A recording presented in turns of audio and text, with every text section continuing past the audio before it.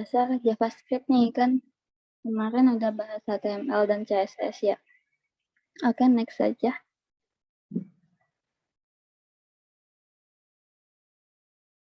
Iya, mungkin ya pasti udah pada kenal semua lah ya. Saya sama Henry, karena ini udah pertemuan kelima juga. Oke, next. Iya, langsung aja ya. Jadi kan kali ini kita bakal bahas tentang JavaScript nih. Sebelumnya kita bahas soal HTML dan CSS. Jadi di pertemuan kali ini kita akan bahas soal dasar-dasar JavaScript, mulai dari pengertiannya sampai gimana penulisannya di HTML. Oke, next. Iya, kan sebelumnya juga udah dibahas juga ya, kalau misalnya si HTML ini ibaratnya dia itu kerangka yang kerangka manusia yang membuat kita berdiri.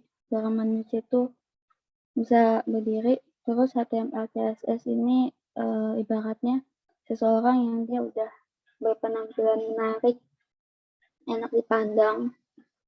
Terus HTML plus CSS plus JavaScript ini udah paket komplit gitu. Dia udah bisa ibaratnya kayak seorang manusia yang dia tuh udah bisa melakukan fungsi-fungsinya sebagai manusia juga, bisa gerakin tangan, bisa lari, bisa ngajar gitu. Terus next. Introduction of JavaScript. Next. Ini kita pengenalan dulu ya, pengenalan JavaScript mulai dari definisi, terus sejarahnya juga. Jadi kalau dari segi definisi, JavaScript itu apa sih? JavaScript itu dia tuh bahasa script client yang nanti digunakan untuk bikin halaman website. Nah, JS ini dia itu adalah bahasa mandiri yang dikembangkan di Netscape. JavaScript ini digunakan ketika halaman website itu dibuat dinamis dan menambahkan efek khusus pada halaman seperti rollover, rollout, dan banyak jenis grafiknya. Jadi website itu lebih dinamis gitu, nggak statis, nggak monoton cuma tampilan doang, tapi kita bisa berinteraksi dengan baik sama website itu. Terus next, history atau sejarah. Jadi awalnya ini JavaScript itu dia dirancangnya untuk berjalan di atas browser, tapi seiring perkembangan zaman, ternyata JavaScript ini tidak hanya berjalan di atas browser saja. JavaScript juga bisa digunakan di sisi server, game, IoT, desktop, dan sebagainya. Nah, menariknya JavaScript itu awalnya namanya Mocha, lalu dia berubah nama lagi jadi LiveScript saat browser Netscape Navigator itu rilis versi beta di September 95. Jadi waktu itu namanya masih LiveScript. Tapi setelah itu dinamain ulang tuh jadi JavaScript. Oke, next. Nah, JavaScript ini kan sukses tuh. Jadi akhirnya si Microsoft itu dia terinspirasi nih dari JavaScript. Akhirnya dia mengadopsi teknologi yang mirip. Akhirnya dia bikin JavaScript versi dia sendiri yang namanya JScript. Lalu saat itu JScript itu ditanam di Internet Explorer 3.0. Nah, karena Microsoft ini bikin JScript, jadi waktu itu dia mengakibatkan perang browser. Soalnya JavaScript ini kan milik Microsoft itu berbeda dengan JavaScript racikan Netscape. Nah, karena hal itu jadinya di tahun 1996 Netscape itu mengirimkan standarisasi ECMA 262 ke ECMA Internasional. Jadi lahirlah standarisasi kode JavaScript yang namanya ECMAScript atau ES yang saat ini udah mencapai versi 8 atau ES8. Oke, next. Nah, ini adalah versi ECMAScript dari awal. Yang S1 itu rilisnya tahun Juni 97, AS2 di Juni 98, lalu AS3 di Desember 99, dan AS4 sempat terbengkalai, lalu muncul lagi AS5, dia rilisnya di tahun 2009, bulan Desember, lalu AS5.1 di Juni 2011, AS6 di Juni 2015, AS7 di Juni 2016, dan terakhir tuh AS8 Juni 2017. Yang sampai sekarang itu ada sampai versi AS8. Oke, selanjutnya. Tambahan mungkin ini buat teman-teman kalau nanti mau lanjut belajar JavaScript gitu ya, mau diperdalam lagi, mungkin teman-teman bisa ikutin nih versi ECMAScript ini atau AS ini, minimal itu sekarang di framework atau di project-project web realnya gitu ya, itu standarisasi minimalnya itu di AS6. Jadi ECMAScript 6, 7, 8, dan seterusnya itu sekarang udah standar minimal lah. AS6 itu digunakan. Kayak S1 sampai dengan S5 itu ya bisa dibilang udah out of date lah, udah ketinggalan zaman gitu. Sih. Oke, siap. Makasih. Oke, lanjut ya ke environment. Ini toolsnya sih, jadi sama kayak HTML dan CSS, ada text editor, ada browser juga. Sama, jadi sebenarnya banyak text editor yang bisa dipakai. Cuma sini direkomendasinya Visual Studio Code. Dan browsernya juga sebenarnya banyak, cuma lebih direkomendasikan Google Chrome. Itu kayak lebih enak dipakainya sih. Ada tambahan lagi, Kak? Ya, ini juga kita udah sering pakai dua tools ini, Visual Studio Code sama Google Chrome. Enaknya di Google Chrome ini, karena Google Chrome itu juga ada apa ya, plugins yang bisa dipakai nih nanti di penggunaan JavaScript atau framework dari JavaScript. Nah, gitu. Jadi selain itu juga di Google Chrome ini juga cukup update ya, sangat update itu dibanding browser-browser lainnya. Jadi bisa mendukung versi-versi JavaScript, bahkan sampai yang terbaru pasti support gitu di Google Chrome.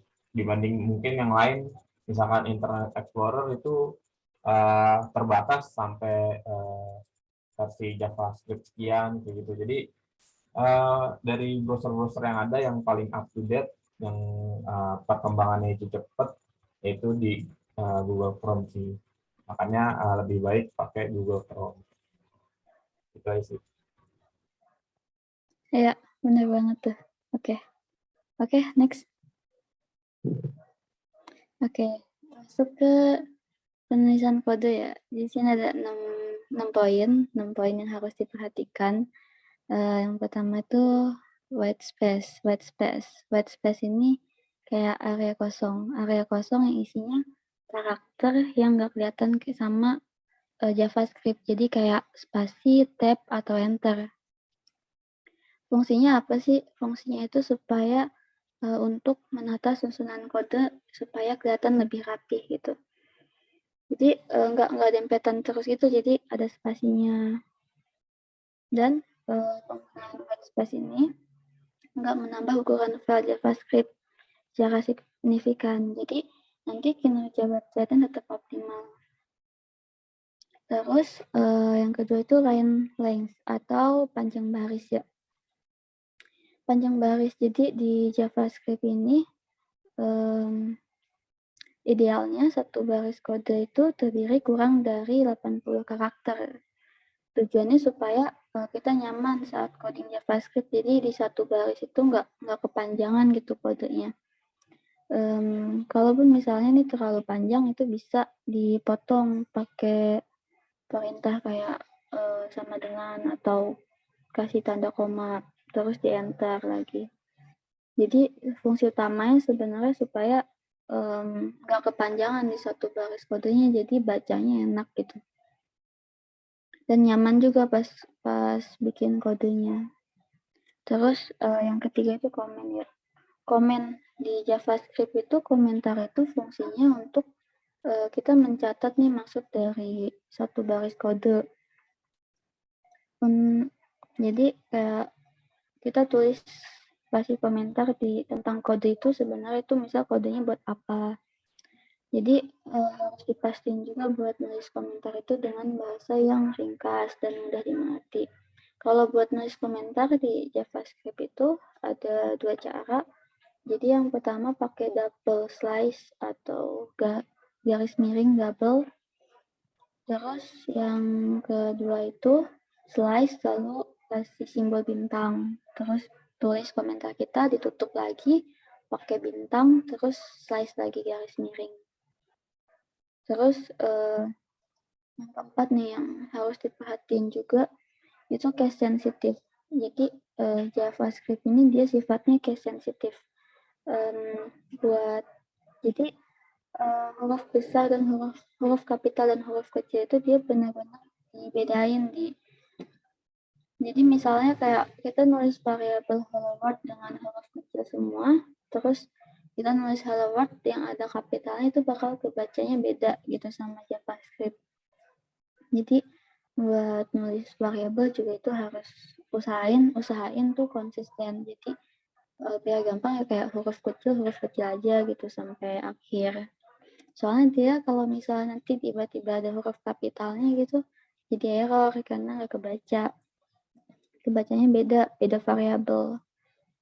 Terus yang kelima itu statement rules. Statement rules ini dia tuh instruksi atau alur kerja di suatu program. Misalnya kalau di JavaScript itu ada dua aturan penulisan statement. Jadi yang pertama kita nulis statement terus diakhirin sama titik koma, itu simple statement, terus ada complex statement. Jadi di akhir kodenya itu enggak ditutupnya enggak pakai titik koma, tapi misalnya pakai kurung kurawal kayak gitu. Terus yang keenam nih yang terakhir reserve words. Itu kata-kata khusus ya. Jadi kata-kata khusus yang kita nggak boleh pakai nih buat nama variabel atau fungsi.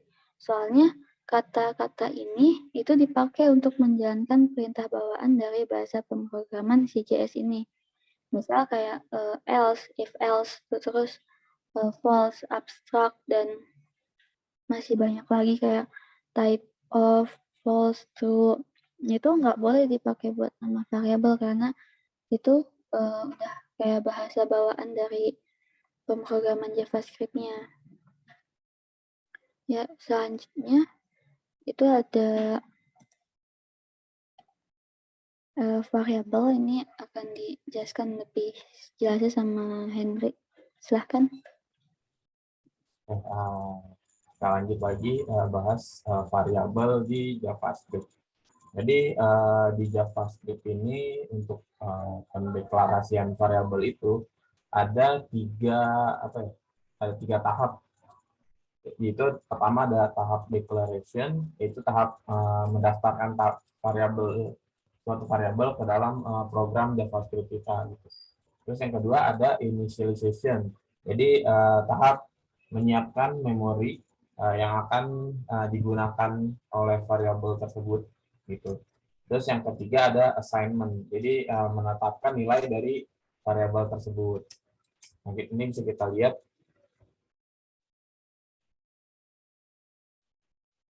Nah, jadi untuk pendeklarasian sebuah variabel ini pertama ada, kita lihat nih di contohnya ada var x gitu kan. Nah, itu merupakan sebuah pendeklarasian dan initialization. Jadi menginisialisasi dan mendeklarasi gitu sebuah variabel namanya x. Nah, jadi dia menggunakan sintaks var dan nama variabelnya itu nama variabelnya x. Lalu di bawahnya nih bisa kita lihat X sama dengan 10. Jadi itu tahap assignment. Jadi memberikan nilai dari untuk variabel X yang udah kita buat di baris pertama itu, kita berikan nilai sebesar 10 ke dalam variabel X tersebut. Nah, kita lihat lagi nih, ada aturan penulisan variabel nih. Jadi untuk penulisan variabel itu yang pertama nggak bisa menggunakan spasi. Jadi variabel di JavaScript ini nggak boleh mengandung spasi. Jika memang ada apa tersusun dari dua kata, itu biasanya menggunakan ini nomor 3 camel case. Kita lihat dulu nomor 2 itu hindari awalan angka. Jadi nggak bisa misalkan kita nama variabelnya apa ya, satu alamat gitu, atau kan misalnya bisa alamat satu alamat gitu. Nah ini nggak bisa nih kalau awalannya angka, jadi harus awalannya itu merupakan huruf. Jadi alamat satu, nama satu, hobi satu, dan lain-lainnya itu baru bisa. Tapi kalau angka yang di depan itu nggak bisa.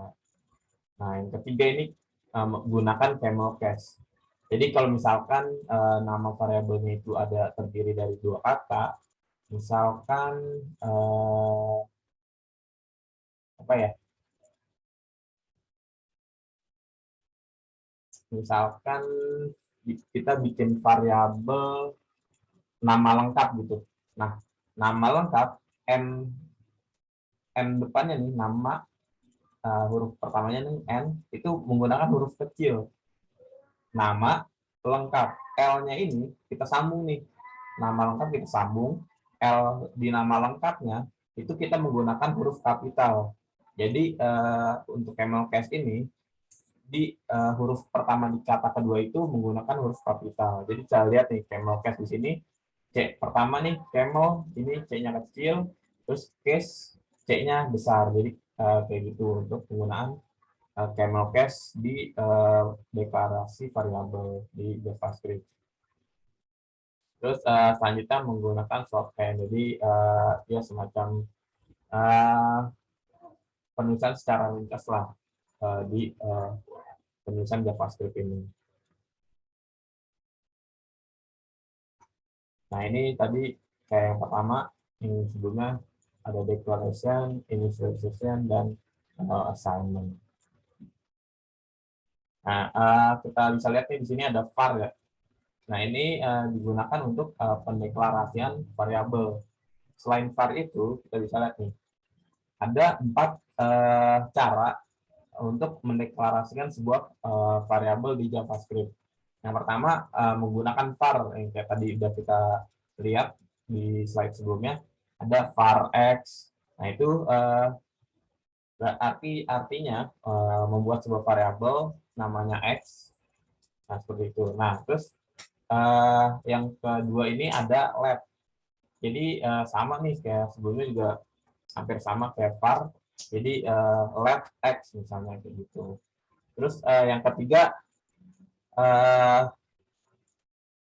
menggunakan const atau konstan. Jadi ini sama juga sih, var, let, const itu juga bisa memberikan nilai atau mendeklarasikan sebuah variabel di JavaScript. Terus yang keempat menggunakan atau tidak menggunakan apa-apa gitu. Jadi langsung aja misalkan kita mau bikin variabel x sama dengan kita langsung assignment x-nya mau dikasih nilai berapa itu bisa. Nah kita coba aja kali ya. Nih. Nah untuk nyoba atau menggunakan JavaScript, kita bisa pakai F12 nih atau inspect element, atau kalau di sini ada developer tools. Nah ini kalau udah kebuka di sidebar gini, kita buka konsolnya. Ini kan kalau elements nih nanti ini kita bisa tab konsol, klik.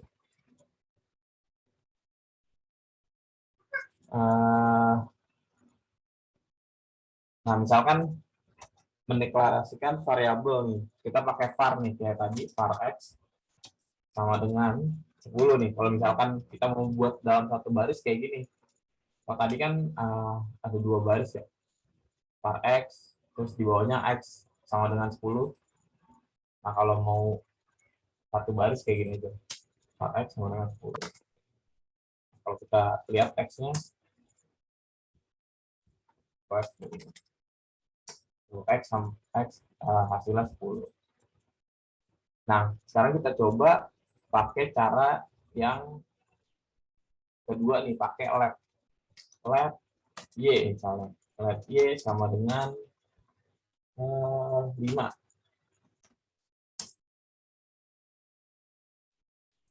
Oh, y udah ada nih. Belum udah coba ya. Kita let y sama dengan. Nah, ini kita bikin variabel namanya p. Nah, ini menggunakan let. Tadi kan kita pakai var di contohnya. Terus sekarang kita pakai let. Terus cara yang ketiga pakai const. Oh, pakai kita bikin variabel z aja. Kita kasih assign nilainya 1 deh. Nah, jadi kalau kita lihat z-nya 1. Z nilainya 1, p nilainya 5.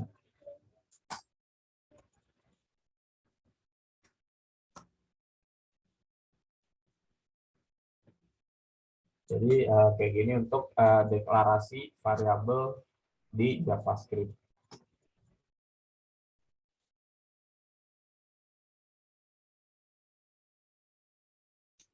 Lanjut lagi, selanjutnya data type atau tipe data yang tersedia di JavaScript.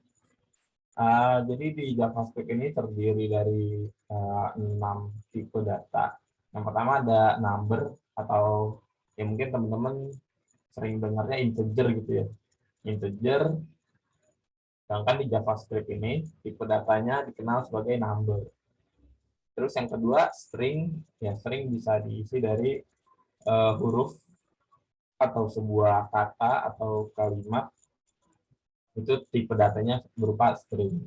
Terus yang ketiga, tipe data yang ketiga itu boolean, yaitu true atau false. Yang keempat function atau fungsi. Terus yang kelima ada array, kita bisa buat array juga di JavaScript. Nah, terus yang keenam nih namanya objek. Jadi objek ya kurang lebih mirip-mirip lah kayak array. Mungkin nanti kita belajar sama-sama. Terus selanjutnya operator-operator yang ada di JavaScript. Yang pertama itu ada aritmatika, yang kedua ada penugasan, terus yang ketiga ada perbandingan, membandingkan dua buah nilai atau variabel.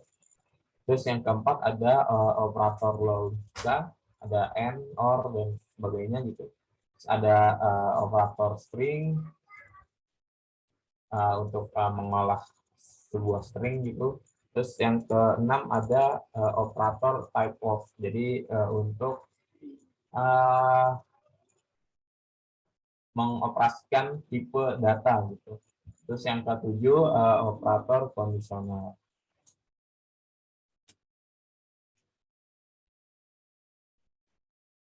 Nah, terus bagaimana penggunaan JavaScript? Cara penggunaan gitu ya. Di sini ada tiga cara. Ada embed, itu kode JavaScript-nya itu langsung ditempel atau dituliskan langsung di dalam HTML, di tag-nya ya, secara khusus di tag-nya. Jadi kurang lebih embed ini kurang lebih sama kayak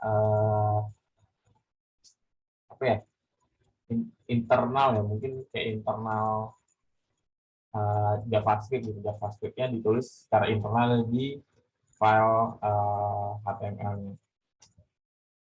Terus yang kedua ini inline. Inline ini kode JavaScript-nya itu ditulis di atribut pada atribut di HTML. Jadi kurang lebih inline ini juga sama kayak penggunaan CSS, itu penulisan CSS, ada juga inline CSS. Nah, ini juga ada inline JavaScript juga. Terus yang ketiga ada external JavaScript. Jadi kode JavaScript-nya juga ditulis secara terpisah, itu di file baru, di file dengan extension .js. Jadi terpisah dengan file HTML-nya. Terus next, nah bisa kita lihat nih kalau embed ini bisa dibilang ya internal JS gitu. Jadi JavaScript ini ditulis di file HTML kita. Nah, pada cara embed ini kita menggunakan TypeScript nih untuk menuliskan nih kode JavaScript kita di HTML. Nah, tag embed atau cara penulisan embed JavaScript menggunakan TypeScript ini bisa ditulis di dalam tag head maupun di tag body gitu. Jadi bisa di dua tag tersebut. Nah, ini kita bisa lihat di sini ada di dalam tag head ini ada TypeScript. Nah, ini ada console log. Console log itu untuk menampilkan log atau debugging di JavaScript. Ya mirip kayak print gitulah kalau di C++ atau Python itu kurang lebih sama nih, namanya console log kalau di JavaScript. Jadi di sini ada console log hello JS dari head. Nah, ini karena di dalam head. Nah, untuk di dalam tag body-nya juga ada nih tag script, ada console log juga dengan output string hello JS dari body. Jadi tag script ini untuk penulisan JavaScript ini bisa di dalam tag head maupun di dalam tag body. Nah, itu cara penulisan JS JavaScript yang pertama. Terus yang kedua ini inline JS dituliskan di dalam atribut suatu tag. Nah, ini kita bisa lihat contohnya nih, di sini ada tag A atau link gitu. Nah, ini ada atribut href, hrefnya nggak kemana-mana ya kata ini. Apa nilai dari atribut hrefnya ini cuma pagar, ini artinya nggak diklik. Apa kalau misalnya link ini diklik nggak akan kemana-mana. Terus di sini ada atribut on click nih, artinya si tag A ini atau link ini kalau diklik akan memunculkan apa gitu, akan memberikan aksi seperti apa. Nah, di sini ada tag on click sama dengan alert y. Nah, jadi kalau misalkan diklik, tag ini diklik, nanti memunculkan alert di browser kita nih. Nah, nanti kita coba nih ya untuk inline juga. Yang kedua nih sama juga, kurang lebih sama. Bedanya kalau yang di atas ini pakai atribut on click. Nah, yang kedua ini tag A ini diberikan alert di href-nya atau di link-nya itu. Jadi kita bisa tulis di sini JavaScript titik 2. Nah, terus sintaks JavaScript-nya yang mau kita berikan. Ini alert ya juga sama. Jadi cara ini biasanya digunakan untuk memanggil suatu fungsi pada event atau penugasan atau ya oke, misalkan sebuah tombol diklik mau ngapain tombolnya. Nah, itu biasanya menggunakan inline JS. Nah, terus yang ketiga ini cara penulisan JS yang ketiga yaitu external JavaScript. Sama kurang lebih kayak eksternal CSS gitu. Jadi teks JavaScript-nya itu dituliskan di file yang berbeda. Nah, file JavaScript ini extension-nya itu .js. Nah, ini kita bisa lihat ini struktur foldernya nih. Nah, di gambar yang atas yang pertama ini struktur foldernya. Jadi di folder belajar JS itu ada index.html-nya nih. Nah, terus ada file kode program.js. Jadi file JS ini kan terpisah nih dari index HTML. Nah, di dalam file kode programnya itu script JavaScript-nya itu dituliskan yaitu alert dan akan memunculkan string nih. Hello, ini program JS eksternal. Nah, di file index.html-nya kita berikan teks script lagi nih untuk menghubungkan lah, untuk memanggil file JavaScript kode program.js tadi untuk disambungkan dengan file index HTML-nya nih. Kita pakai text script, terus ada atribut source. Nah, terus nilai dari atribut source-nya atau SRC ini berupa lokasi atau nama file JavaScript-nya. Terus ditutup dengan tag penutup dari tag script yang tadi di awal. Nah, sekarang kita coba kali ya. Coba sedikit. Oh ya, selain tiga ini, untuk penulisan JavaScript, sebenarnya bukan penulisan sih, untuk debugging JavaScript, itu bisa, yang tadi kita udah coba itu pakai inspect element atau F12, terus teman-teman klik di konsol ini nih, di atas. Nah, ini juga bisa penulisan JavaScript ini. Kalau kita tulis nih alert ini nih, kayak alert.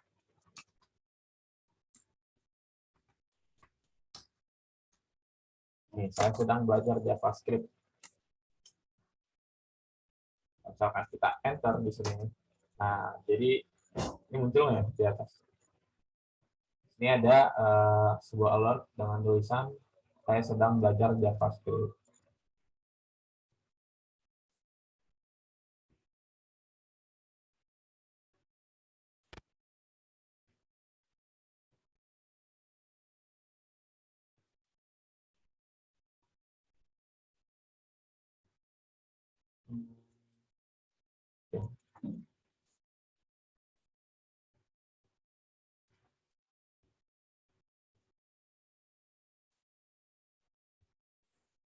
Sekarang kita coba aja nih, kita bikin file baru deh.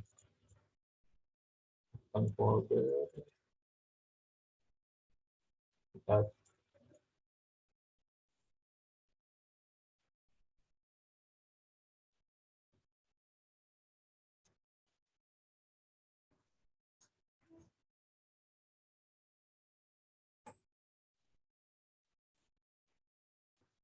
Nah, di sini kita bikin index.html-nya. Terus kita bikin file JavaScript.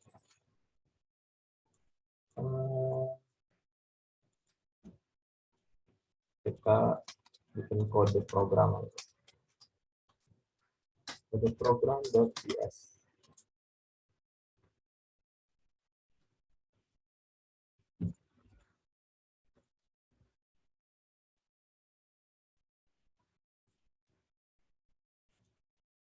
Nah, di sini kita tulis HTML biasa.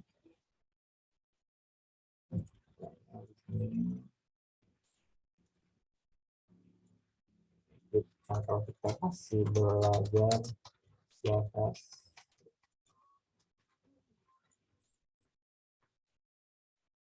Nah, ini kalau kita save, terus kita buka.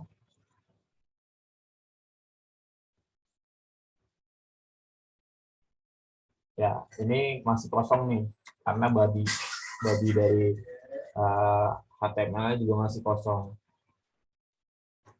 Terus ini karena tampilan masih kosong, kita langsung coba aja nih. Tadi penggunaan JavaScript yang pertama itu kan ini ya, internal atau embed. Jadi kita di sini pakai TypeScript. Nah, di dalamnya kita tulis nih alert, misalnya alert aja deh. Alert hello world. Nah, ini kita save. Nah, ini hasilnya kalau kita refresh, nah dia akan muncul alert nih di sini. Nah, ini yang disebut sebagai alert. Jadi muncul di sini ada apa ya, pop up gitu. Nah, ini teks hello world yang tadi udah kita buat di dalam alertnya. Terus selain itu kita bisa pakai console log hello world. Kalau kita save, kita refresh, nah, kita lihat F12 di sini. Nah, di sini ada hello world. Nah, ini console log, jadi menampilkan output di konsol di browsernya.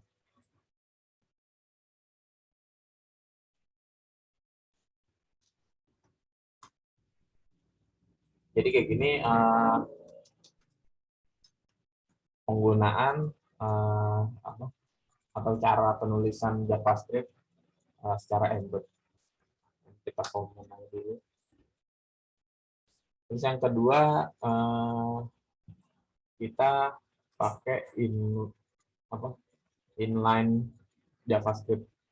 Jadi kita pakai tag A. Tadi yang kita kasih href, nilai atribut hrefnya ini pagar aja atau kosong. Terus kita kasih atribut onClick. OnClick. Nah, nilainya kita kasih alert.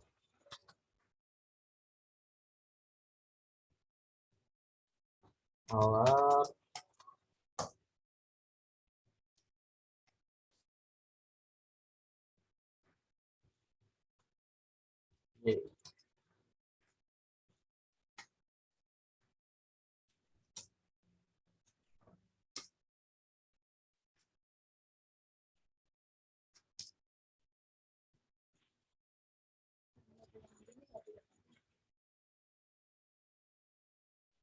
Nah, ini kayak gini.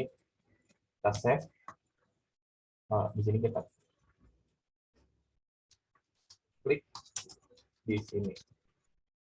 Kita save. Nah, ini jadi di sini ada link. Kalau kita klik, nah dia akan muncul alert di sini dengan teksnya itu Y. Nah, ini cara inline.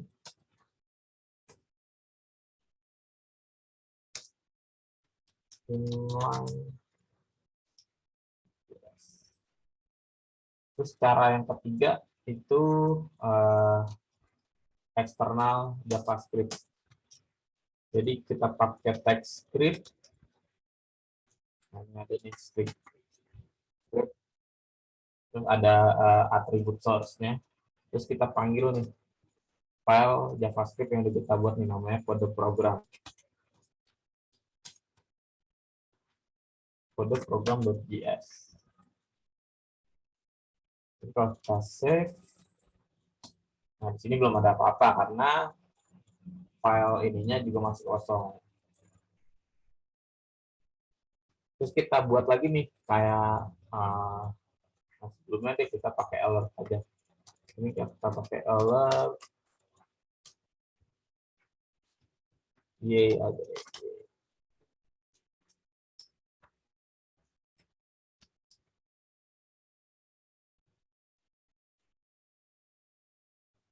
Nah, terus kita save. Oh iya, sorry.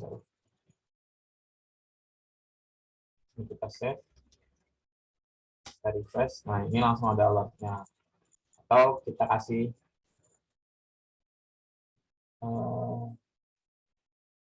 apa ya? Nah, untuk di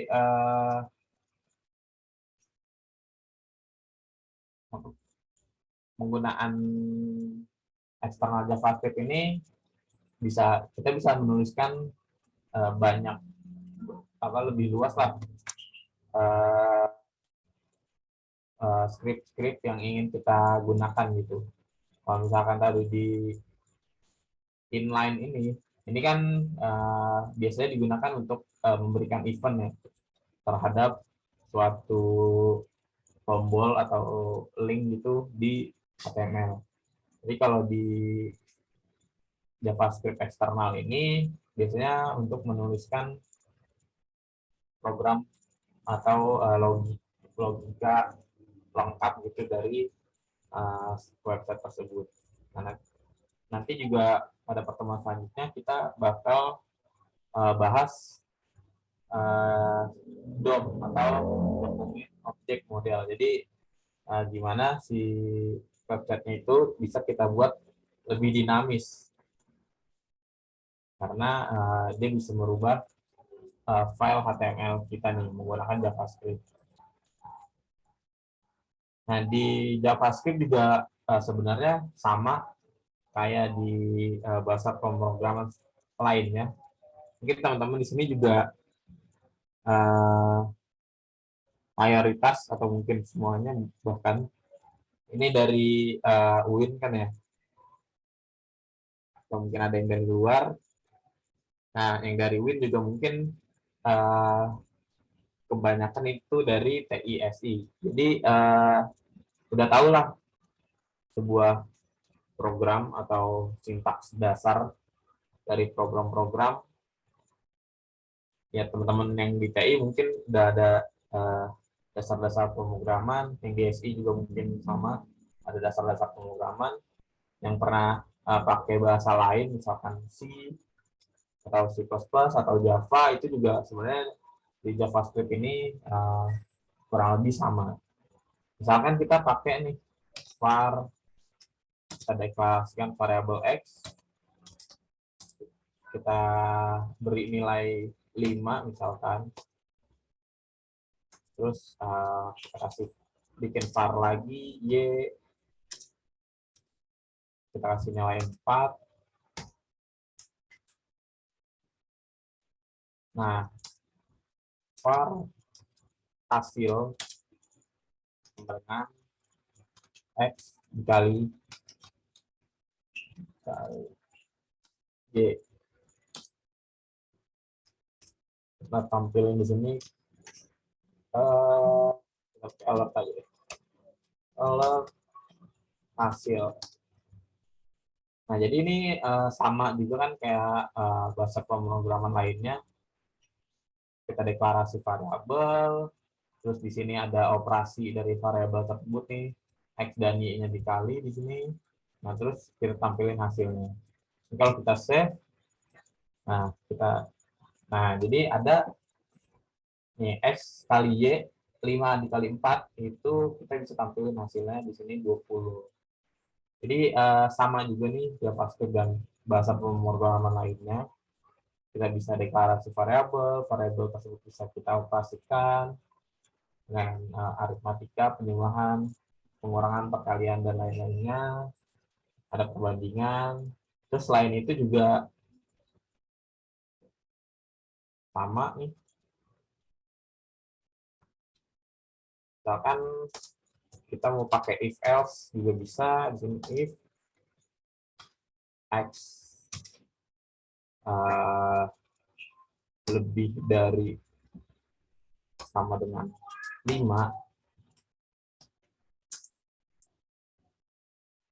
kita kasih alert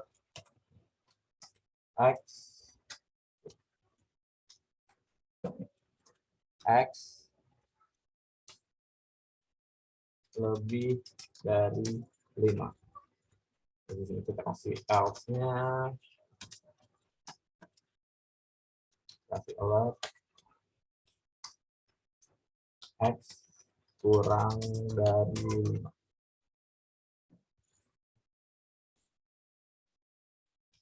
Kita save. Nah, ini kita refresh lagi. Nah, Karena di sini X-nya 5, nah jadi masuk logic dari if ini, jadi yang tampil X lebih dari 5. Jadi di JavaScript juga ada if else. Nah, bisa kita lihat di sini if else, ya kurang lebih sama kayak di C, di Python, di C++, atau di Java. Nah, ini kurang lebih sama nih, ada if else. Terus misalkan kita mau pakai for juga ada, for X I, kita ini deh var delete I sama dengan 0, I kurang dari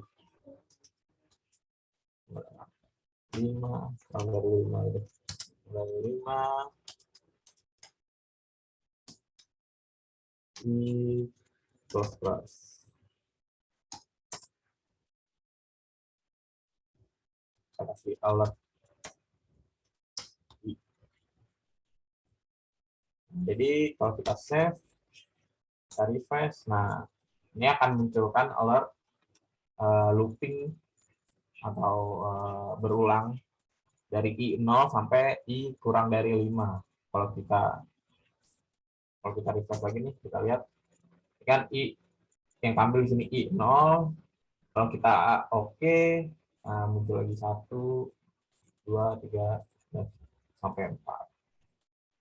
Kalau mau lihat lengkapnya kita pakai konsol log. Terus kita save, kita F12.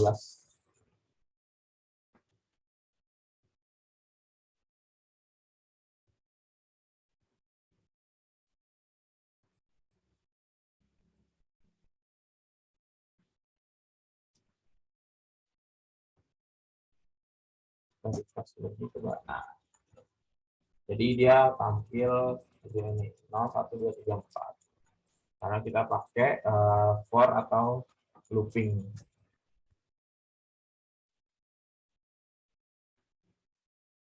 Terus kalau misalkan kita mau pakai fungsi, kita pakai function, misalkan penjumlahan ya. Penjumlahan. Kita bikin lagi tadi sini var y sama dengan 10. Kita pakai fungsi di sini.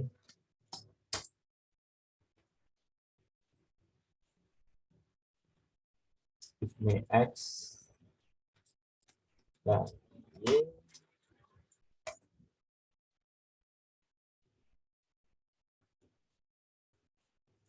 Baik, kita mau bikin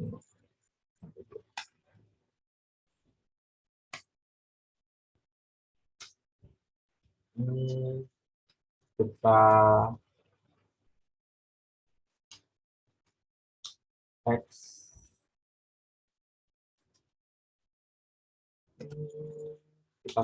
kita bikin variabel baru deh, hasil sama dengan X kali Y.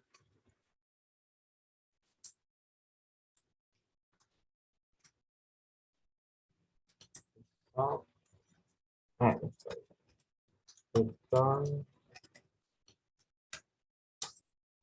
hasil.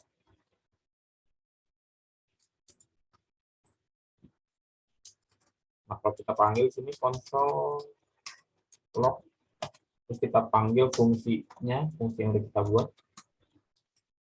penjumlahan X Y. Ini kita pakai AB deh, ya bingung.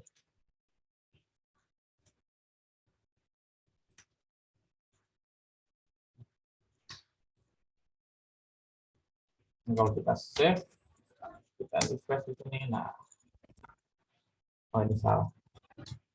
Penjumlahan atau merge terus. Save.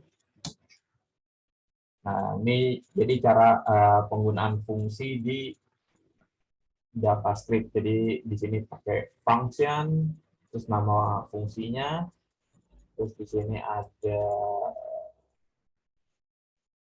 apa namanya ini? Lupa lagi. Nah, parameter yang mau kita pakai di eh, dalam fungsinya. Di sini ada parameter A dan parameter B. Terus di sini kita pakai variabel hasil. Nah, kita pakai lagi nih parameter A sama B-nya. Nah, terus hasilnya ditampilkan. Jadi kayak gitu nih untuk penggunaan fungsi di JavaScript. Nah, ini sebenarnya cara penulisan JavaScript standar JavaScript lama nih, atau ES di bawah ES6, IS di bawah IS6. Jadi untuk penulisan IS6 sekarang sebenarnya udah lebih, ya sebenarnya bisa dibilang lebih singkat sih. Tapi ya kalau misalkan baru pasti juga akan membingungkan. Kalau di sini penjumlahan sama dengan dia menggunakan arrow function. Jadi kayak gini untuk pembuatan sebuah fungsi. Misalkan ini kita coba di sini.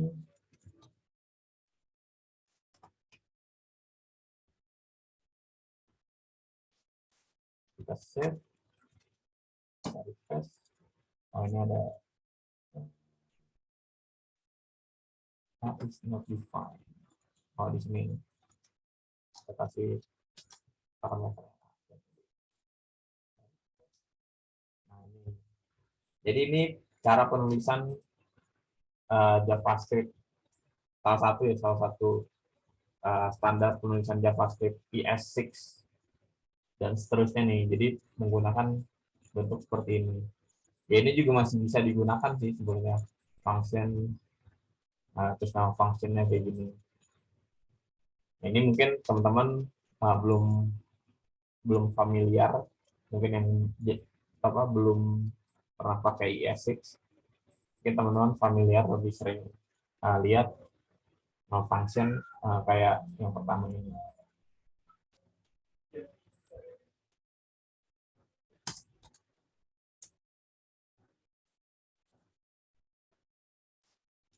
Penulisan standar.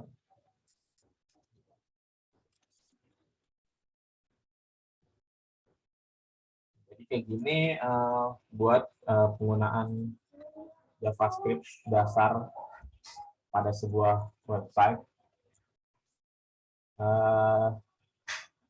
Kita recap lagi. Penulisan JavaScript yang pertama itu di konsol nih, kayak gini, bisa di konsol dari browsernya. Terus yang kedua ini nih ada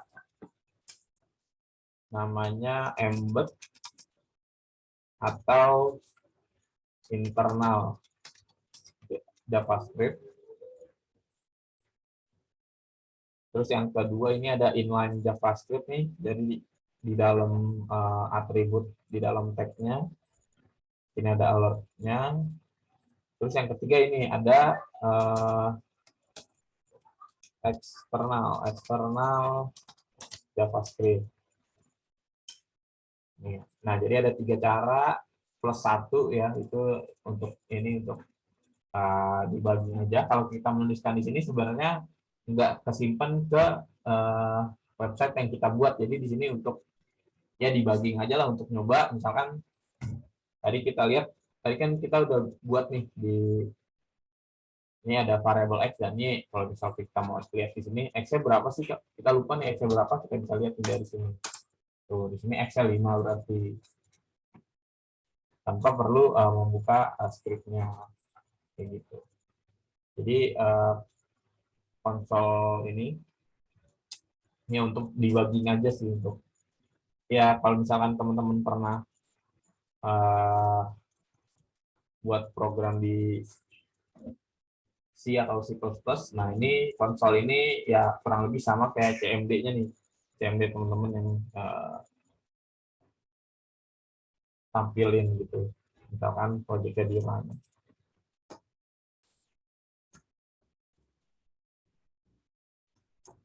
Udah sih mungkin itu aja. Kita balik lagi.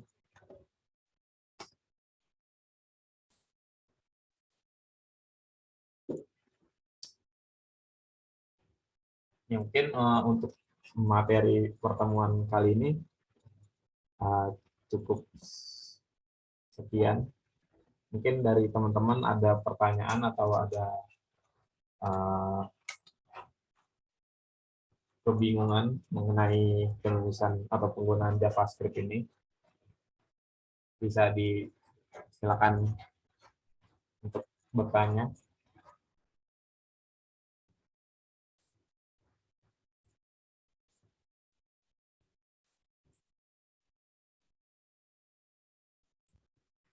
Gimana teman-teman?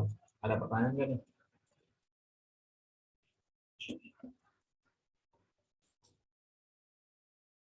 Cukup, Bang. Cukup, oke.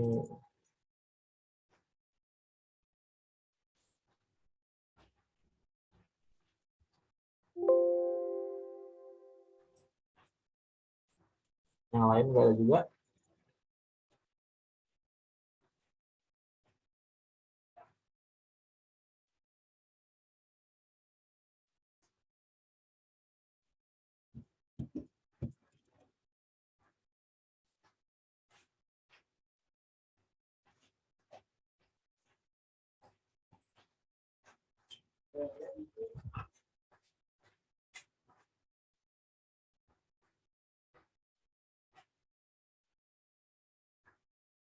Oke, cukup aman. Paham, oke. Bintang Fajar, materi sebelumnya belum diupload di YouTube. Iya nih, kayak belum nih. Mungkin segera diupload ke YouTube GDSC.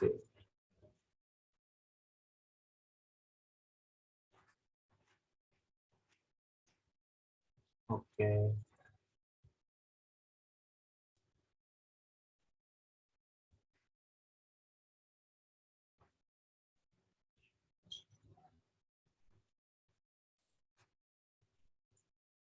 Ya udah, Yunita gimana?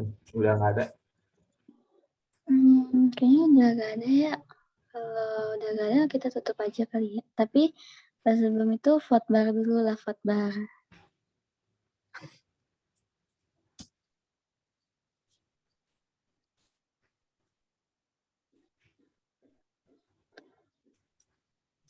Ayo tuh pada on cam. Ayo, kawan-kawan foto dulu ya.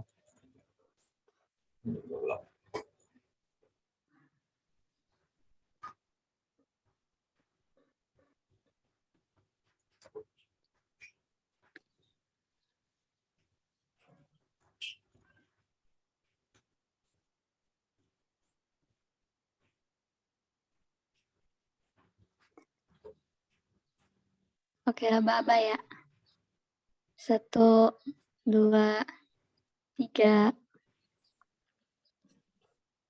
Lagi. Lagi ya. 1, 2, 3. Oke, sip.